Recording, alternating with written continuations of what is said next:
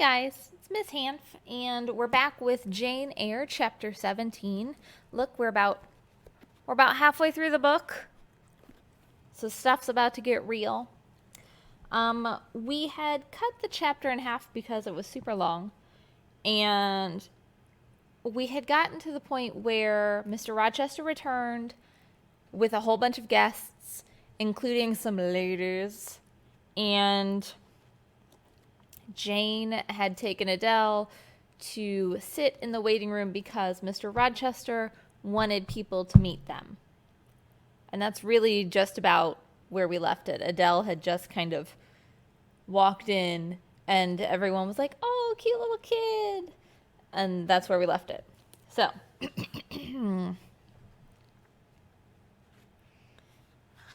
at last, coffee is brought in, and the gentlemen are summoned. I sit in the shade, if any shade there be in this brilliantly lit apartment. The window curtain half hides me. Again the arch yawns. They come. The collective appearance of the gentlemen, like that of the ladies, is very imposing. They are all costumed in black. Most of them are tall, some young. Henry and Frederick Lynn are very dashing sparks indeed, and Colonel Dent is a fine, soldierly man. Mr. Eshton, the magistrate of the district, is gentlemanlike. His hair is quite white, his eyebrows and whiskers still dark, which gives him something of the appearance of a père noble de théâtre. Lord Ingram, like his sisters, is very tall. Like them also he is handsome, but he shares Mary's apathetic and listless look. He seems to have more length of limb than vivacity of blood and vigor of brain. And where is Mr. Rochester? He comes in at last. I am not looking at the arch, yet I see him enter. I try to concentrate my attention on those netting needles, on the meshes of the purses I am forming. I wish to think only of the work I have in my hands, to only see the silver beads and silk threads that lie in my lap, whereas I distinctly behold his figure, and I inevitably recall the moment when I last saw it, just after I had rendered him what he deemed an essential service, and he, holding my hand and looking down on my face, surveyed me with eyes that revealed a heart full and eager to overflow, in whose emotions I had a part. How near I had approached him at that moment! What had occurred since, calculated to change his and my relative positions? Yet now how distant, how far estranged we were, so far estranged that I did not expect him to come and speak to me. I did not wonder when, without looking at me, he took a seat at the other side of the room and began conversing with some of the ladies. No sooner did I see that his attention was riveted on them, that I might gaze without being observed. My eyes were drawn involuntarily to his face. I could not keep their lids under control. They would rise, and the irids would fix on him. I looked, and had an acute pleasure in looking, a precious yet poignant pleasure, pure gold, with a steely point of agony, a pleasure like what the thirst-perishing man might feel, who knows the well to which he has crept is poisoned, yet stoops and drinks divine draughts nevertheless. Most true is it that beauty is in the eye of the gazer. My master's colorless olive face, square, massive brow, broad and jetty eyebrows, deep eyes, strong features, firm, grim mouth, all energy, decision, will, were not beautiful, according to the rule. But they were more than beautiful to me. They were full of an interest, an influence that quite mastered me, that took my feelings from my own power and fettered them to his. I had not intended to love him. The reader knows I had wrought hard to expatriate from my soul the germs of love there detected, and now at the first renewed view of him they spontaneously revived, green and strong. He made me love him without looking at me. I compared him with his guests. What was the gallant grace of the Lynns, the languid elegance of the Lord Ingram, even the military distinction of Colonel Dent, contrasted with his look of native pith and genuine power? I had no sympathy in their appearance, their expression, Yet I could imagine that most observers would call them attractive, handsome, imposing, while they would pronounce Mr. Rochester at once harsh-featured and melancholy-looking. I saw them smile, laugh. It was nothing. The light of the candles had as much soul in it as their smile, the tinkle of the bell as much significance as their laugh. I saw Mr. Rochester smile. His stern features softened. His eye grew both brilliant and gentle, its ray both searching and sweet. He was talking at the moment to Louisa and Amy Eshton. I wondered to see them receive with calm that look which seemed to me so penetrating. I expected their eyes to fall, their color to rise under it, yet I was glad when I found they were in no sense moved. He is not to them what he is to me, I thought. He is not of their kind. I believe he is of mine. I am sure he is. I feel akin to him. I understand the language of his countenance and his movements, though rank and wealth sever us widely. I have something in my brain and heart, in my blood and nerves, that assimilates me mentally to him. Did I say a few days since that I had nothing to do with him but to receive my salary at his hands? Did I forbid myself to think of him in any other light than as a paymaster? Blasphemy against nature! Every good, true, vigorous feeling I have gathers impulsively round him. I know I must conceal my sentiments. I must smother hope. I must remember that he cannot care much for me. For when I say that I am of his kind, I do not mean that I have his force to influence and his spell to attract. I mean only that I have certain tastes and feelings in common with him. I must then repeat continually that we are forever sundered, and yet while I breathe and think, I must love him. Coffee is handed. The ladies, since the gentlemen entered, have become lively as larks. Conversation waxes brisk and merry. Colonel Dent and Mr. Eshton argue on politics. Their wives listen. The two proud dowagers, Lady Lynn and Lady Ingram, confabulate together. Sir George, whom, by the by, I have forgotten to describe, a very big and very fresh-looking country gentleman, stands before their sofa, coffee-cup in hand, and occasionally puts in a word. Mr. Frederick Lynn has taken a seat beside Mary Ingram and is showing her the engravings of a splendid volume. She looks, smiles now and then, but apparently says little. The tall and phlegmatic Lord Ingram leans with folded arms on the chair back of the little and lively Amy Eshton. She glances up at him and chatters like a wren. She likes him better than she does Mr. Rochester. Henry Lynn has taken possession of an ottoman at the feet of Louisa. Adele shares it with him. He is trying to talk French with her, and Louisa laughs at his blunders. With whom will Blanche Ingram pair? She is standing alone at a table, bending gracefully over an album. She seems waiting to be sought, but she will not wait too long. She herself selects a mate. Mr. Rochester, having quitted the Eshtons, stands on the hearth as solitary as she stands by the table. She confronts him, taking her station on the opposite side of the mantelpiece. "Mr. Rochester, I thought you were not fond of children." "Nor am I." "Then what induced you to take charge of a little doll as that?" pointing to Adele. "Where did you pick her up?" "I did not pick her up. She was left on my hands." "You should have sent her to school." "I could not afford it. Schools are so dear." "Why, I suppose you have a governess for her. I saw a person with her just now. Is she gone?" "Oh, no, there she is still, behind the window curtain." "You pay her, of course. I should think it quite as expensive." "More so, for you have to keep both of them in addition." I feared, or should I say hoped, the allusion to me would make Mr. Rochester glance my way, and I involuntarily shrank farther into the shade, but he never moved his eyes. "I have not considered the subject," he said indifferently, looking straight before him. "No, you men never do consider economy and common sense. You should hear Mamma on the chapter of governesses. Mary and I have had, I should think, a dozen at least in our day, half of them detestable and the rest ridiculous, and all incubi, were they not, Mamma?" "Do you speak, my own?"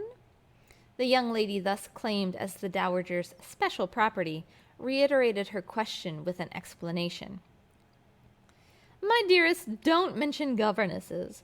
The word makes me nervous. I have suffered a martyrdom from their incompetency and caprice. I thank heaven I have now done with them." Mrs. Dent here bent over to the pious lady and whispered something in her ear. I suppose, from the answer elicited, that it was a reminder that one of the anathematized race was present. "Tant pis," said her ladyship. "I hope it may do her good."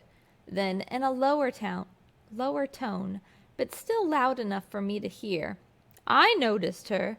I am a judge of physiognomy, and in hers I see all the faults of her class." "What are they, madam?" inquired Mr. Rochester aloud. "I will tell you in your private ear," replied she, wagging her turban 3 times with portentous significance.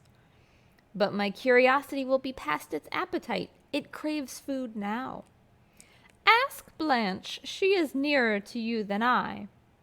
"Oh, don't refer him to me, mamma. I have just one word to say of the whole tribe. They are a nuisance. Not that I ever suffered much from them. I took care to turn the tables. What tricks Theodore and I used to play on our Miss Wilsons and Mrs. Greys and Madame Joubert. Mary was always too sleepy to join in a plot with spirit. The best fun was with Madame Joubert. Miss Wilson was a poor sickly thing, lachrymose and low-spirited, not worth the trouble of vanquishing. And Mrs. Grey was coarse and insensible. No blow took effect on her. But poor Madame Joubert! I see her yet in her raging passions, when we had driven her to extremities, spilt our tea, crumbled our bread and butter, tossed our books up to the ceiling, and played with Chavieri, with the ruler and desk, the fender and fire irons. Theodore, do you remember those merry days?" "Yes, to be sure I do," drawled Lord Ingram. "And the poor old stick used to cry out, 'Oh, you villain's child!' And then we sermonized her on the presumption of attempting to teach such clever blades as we were, when she was herself so ignorant." "We do, and Teddo, you know, I helped you in prosecuting or persecuting your tutor, whey-faced Mr. Vining, the parson in the pip, as we used to call him. He and Miss Wilson took the liberty of falling in love with each other. At least Teddo and I thought so. We surprised sundry tender glances and sighs, which we interpreted as tokens of la belle passion, and I promise you the public soon had the benefit of our discovery. We employed it as sort of a lever to hoist our dead weights from the house. Dear mamma, there, as soon as she got an inkling of the business, found out that it was of an immoral tendency. Did you not, my lady mother?" "Certainly, my best, and I was quite right. Depend on that. There are 1,000 reasons why liaisons between governesses and tutors should never be tolerated a moment in any well-regulated house. Firstly, oh, gracious mamma, spare us the enumeration. Au reste, we all know them. Danger of a bad example to innocence of childhood, distractions and consequent neglect of duty on the part of the attached, mutual alliance and reliance, confidence thus resulting, insolence accompanying, mutiny and general blow-up. Am I right, Baroness Ingram of Ingram Park? My lily flower, you are right now, as always." "Then no more need be said. Change the subject." Amy Eshton, not hearing or heeding this dictum, joined in with her soft infantine tone. "Louisa and I used to quiz our governess too, but she was such a good creature. She would bear anything. Nothing put her out. She was never cross with us, was she, Louisa?" "No, never. We might do as we pleased, ransack her desk and her work-box, turn her drawers inside out. She was so good-natured, she would give us anything we asked for." "I suppose now," said Miss Ingram, curling her lip sarcastically, We shall have an abstract of the memoirs of all the governesses extant. In order to avert such a visitation, I again move the introduction of a new topic. Mr. Rochester, do you second my motion? Madam, I support you on this point as any other. Then on me be the onus of bringing it forward. Signor Eduardo, are you in voice tonight? Donna Bianca, if you command it, I will be. Then, signor, I lay on you my sovereign behest to furbish up your lungs and other vocal organs, as they be wanted on my royal service. Who would not be the Rizizzo of so divine a Mary? A fig for Rizizio, cried she, tossing her head with all its curls as she moved to the piano. It is my opinion the fiddler David must have been an insipid sort of fellow. I like Black Bothwell better. To my mind, a man is nothing without a spice of the devil in him, and history may say what it will of James Hepburn. But I have a notion he was just the sort of wild, fierce bandit hero whom I would have consented to gift my hand. Gentlemen, you hear? Now which of you most resembles Bothwell? Cried Mr. Rochester. I should say the preference lies with you, responded Colonel Dent. On my honor, I am much obliged to you, was the reply. Miss Ingram, who had now seated herself with proud grace at the piano, spreading out her snowy robes in queenly amplitude, commenced a brilliant prelude, talking meantime. She appeared to be on her high horse tonight. Both her words and her air intended to excite not only admiration, but the amazement of her auditors. She was evidently bent on striking them as something very dashing and daring indeed.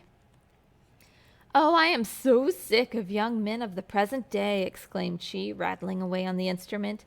"Poor puny things, not fit to stir a step beyond Papa's park gates, nor to go even so far without Mamma's permission and guardianship. Creatures so absorbed in care about their pretty faces and their white hands, their small feet, as if a man had anything to do with beauty, as if loveliness were not the special prerogative of women, her legitimate appanage and heritage. I grant an ugly woman is a blot on the fair face of creation, but as to the gentlemen, let them be solicitous to possess only strength and valor. Let their motto be hunt, shoot, and fight. The rest is not worth a fillip. Should such be my device, were I a man. Whenever I married," she continued, after a pause which none interrupted, "I am resolved my husband shall not be a rival, but a foil to me. I will suffer no competitor near the throne. I shall exact an undivided homage. His devotion shall not be shared between me and the shape he sees in the mirror. Mr. Rochester, now sing, and I will play for you." "I am all obedience," was the response. Here, then, is a Corsair song. Know that I dote on Corsairs, and that for that reason you can sing it con spirito. Commands from Miss Ingram's lips would put spirit into a mug of milk and water. Take care, then. If you don't please me, I will shame you by showing how such things should be done. That is offering a premium on incapacity. I shall now endeavor to fail. Gardez-vous-en bien. If you err wilfully, I shall devise a proportionate punishment.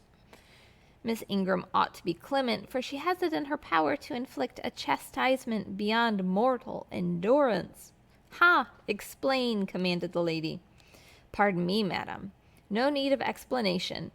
Your own fine sense must inform you that one of your frowns would be a sufficient substitute for capital punishment." "Sing," said she, again touching the piano. She commenced an accompaniment in spirited style. Now is my time to slip away, thought I, but the tones that then severed the air arrested me. Mrs. Fairfax had said Mr. Rochester possessed a fine voice, and he did, a mellow, powerful bass, into which he threw his own feeling, his own force, finding a way through the ear to the heart, and there waking sensation strangely. I waited till the last deep and full vibration had expired, till the tide of talk, checked an instant, had resumed its flow. I then quitted my sheltered corner, and made my exit by the side door, which was fortunately near. Thence a narrow passage led into the hall. In crossing it, I perceived my sandal was loose. I stopped to tie it, kneeling down for that purpose on the mat at the floor of the staircase. I heard the dining-room door unclose. A gentleman came out. Rising hastily, I stood face to face with him. It was Mr. Rochester. "How do you do?" he asked. "I am very well, sir." "Why did you not come and speak to me in the room?" I thought I might have retorted the question on him who put it, but I would not take that freedom. I answered, "I did not wish to disturb you, as you seemed engaged, sir." "What have you been doing during my absence?" "Nothing particular. Teaching Adele, as usual." "And getting a good deal paler than you were, as I saw at first sight. What is the matter?" "Nothing at all, sir." "Did you take any cold that night you half drowned me?" "Not in the least." "Return to the drawing-room. You are deserting too early." "I am tired, sir." He looked at me for a minute. "And a little depressed," he said. "What about? Tell me." Nothing, sir. I am not depressed." "But I affirm that you are. So much depressed that a few more words would bring tears to your eyes. Indeed, they are there now, shining and swimming, and a bead has slipped from the lash and has fallen onto the flag. If I had time, and was not in mortal dread of some prating prig of a servant passing, I would know what all this means. Well, tonight I excuse you. But understand that so long as my visitors stay, I expect you to appear in the drawing-room every evening. It is my wish. Don't neglect it. Now go, and send Sophie for Adele. Good night, my—" He stopped, bit his lip, and abruptly left me. There's chapter 17. So we've met the competitor for Mr. Rochester's affection, and she is driving hard for that prize. She totally insinuated, I don't know how much we caught, but when she was talking about who she's gonna marry, did you notice that Blanche Ingram kept saying that she preferred an ugly man? And then was like, "Hey, Rochester, come sing with me. You so ugly, and I'm gonna marry you," is pretty much what she's saying. She was like putting a flag in the dirt, staking her claim on Rochester. And he kind of went along with it, but also kind of, if you notice, was talking about money a little bit. That's going to come into play.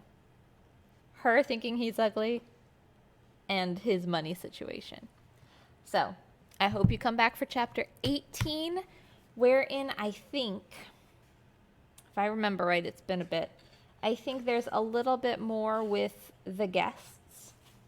And then, is it 18 or is it 19 when things go crazy? It might be a couple chapters later. But there's going to be an attempted murder soon, which is pretty hardcore. So there's blood everywhere. It's going to be good times. So I hope you come back for that. Have a good day.